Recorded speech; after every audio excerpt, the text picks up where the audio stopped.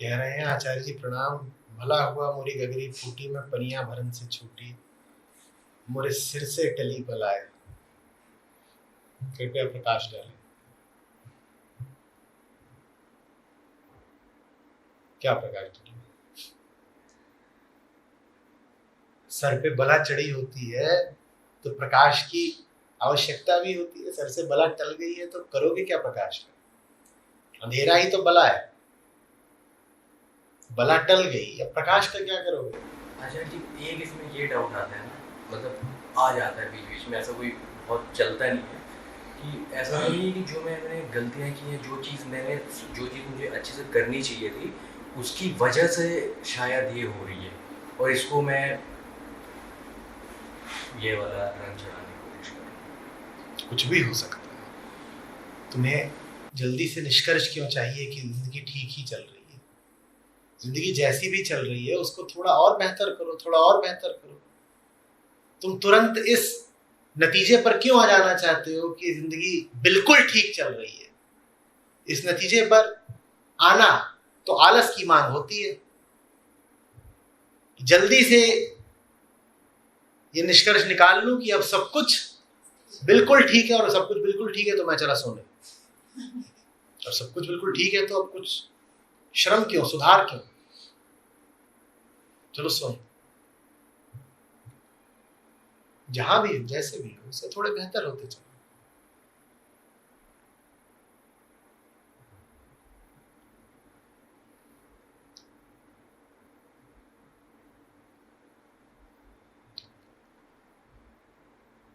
आगे भी कहते हैं कबीर साहब, भला हुआ मोरी माला टूटी, मैं राम भजन से छूटी, मोरे सर से टली बलाए। जब तक ये माला थी तब तक राम राम राम राम भजना पड़ता था। कौन राम राम भजे, मोरे सर से टली बलाए। बात को थोड़ा समझना। दो तरह की बलाएं होती हैं।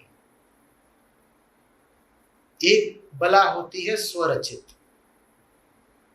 स्वनिर्मित।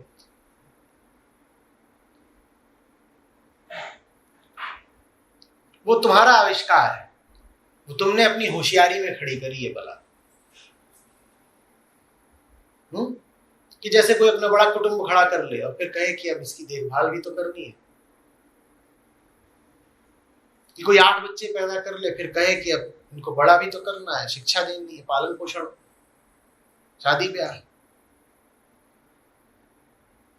ये सब काम तुमने करा। ये तुम्हारा अपना हुनर था, ये तुम्हारी अक्लमंदी थी।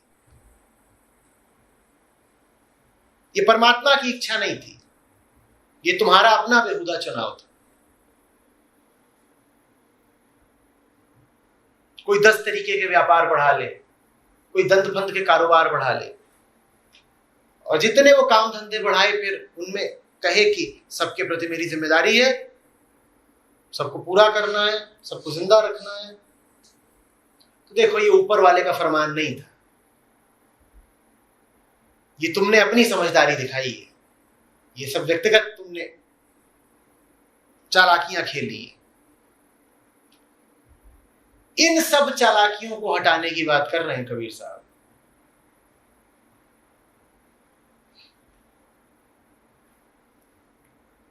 वो सारी गंदगी जो तुमने फैला दी है अपनी बेहतरी के नाम पर,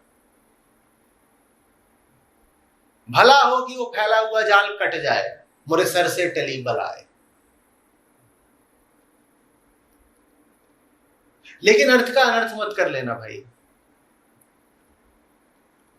इसका ये अर्थ नहीं है कि इंसान की कोई जिम्मेदारी नहीं होती। इसका अर्थ ये नहीं है कि जितने काम धंधों में लगे हो सब छोड़ दिए तो मुक्त हो जाओगे। बात आगे की है, गौर से सुनना। जब तुम उन सब काम धंधों से छूट जाते हो जो तुमने अपनी बेवकूफी भरी चालाकी में खड़े करे थे, तब तुम्हें एक बड़ी महत अस्तित्वगत जिम्मेदारी मिल जाती है। तो कबीर साहब तो तुमसे इतना ही कह रहे हैं, मोरे सर से टली बला है। उसके आगे की बात यह है कि ये छोटी बला थी जो टली है, और जब छोटी बला टल जाती है तो फिर बहुत बड़ी बला ऊपर आ जाती है। लेकिन ये छोटी बला तुम्हें परेशान करती है, बताओ क्यों? क्योंकि ये छोटी है और तुम छोटे नहीं हो।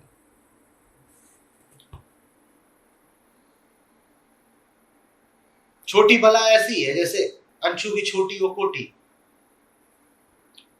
अंशु है इतने बड़े और कोटी है छोटी, तो हो गई ना बला। छोटी थी तो बला थी, बड़ी है तो बला नहीं है। तुम इतने बड़े हो कि तुम्हें तकलीफ भी चाहिए तो बड़ी चाहिए, इस बात को ध्यान में रखना।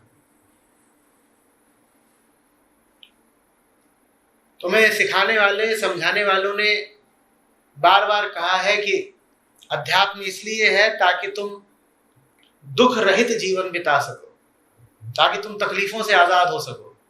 मैं कभी ये नहीं कहता, मैं कहता हूं अध्यात्म इसलिए है ताकि तुम्हें बड़ी से बड़ी तकलीफ मिले, ताकि तुम्हें भारी से भारी जिम्मेदारी मिले, ऊंचे से ऊंचा दुख मिले तुम्हें। छोटे छोटे दुख लेके क्या करोगे? तुम्हें वियोग का दुख मिले, वो ऊंचे से ऊंचा दुख, वो फाड़ देता है सीधे।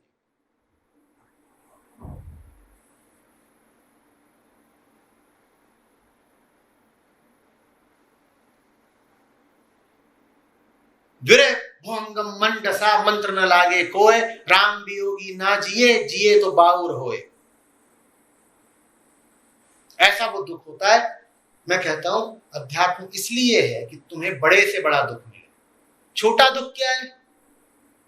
अरे मेरी घड़ी चोरी हो गई, अरे मेरी चप्पल टूट गई, अब कान में लटका के घूमो, चप्पल टूट गई,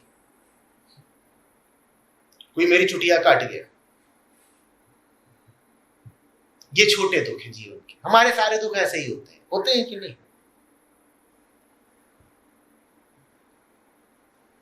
पड़ोसी की बिल्ली मेरा दूध पी गई, अब इस पर शोक मरसिया पढ़ा जा रहा है। सब यही है हमारे दुख। बड़ा दुख झेलो, कलेजा इतना बड़ा हो कि उसमें सारे जहान का दुख समा जाए। ये अध्यात्म।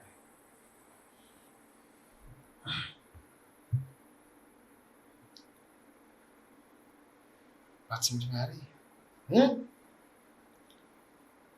तो प्रफुल्लित मत हो जाना कि मोरे सर से टली बलाए। मोरे सर से टली बलाए का मतलब होता है कि अब महाबला आने वाली है तुम्हारे सर पे।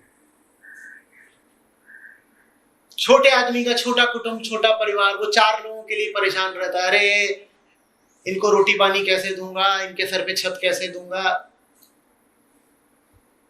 और किसी बुद्ध के पास जाओ,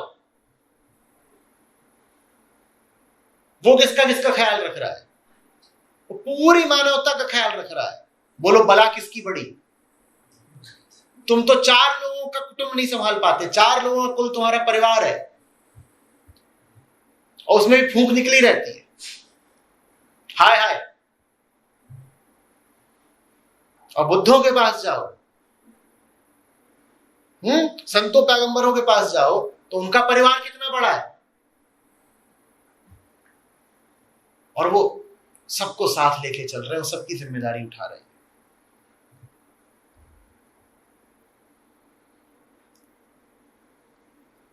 समझ में आ रही है?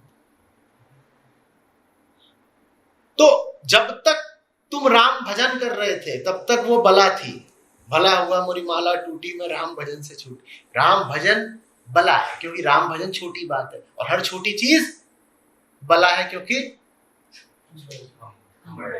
तुम छोटे नहीं, तुम बड़े हो, बड़प्पन स्वभाव है तुम्हारा। राम भजन छोटी बात है। राम मिलन बड़ी बला है।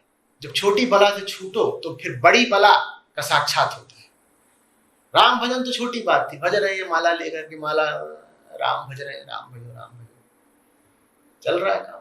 अब राम से मिलो ना, और राम से नहीं मिलोगे तो राम वियोगी ना जिए, जिए तो बाउर होए। बौरा जाओगे, पागल हो जाओगे। जिसके मन में राम के वियोग का तीर बैठ गया, वो फिर जिंदा नहीं रह सकता, और अगर जिंदा रहेगा तो पागल हो जाएगा।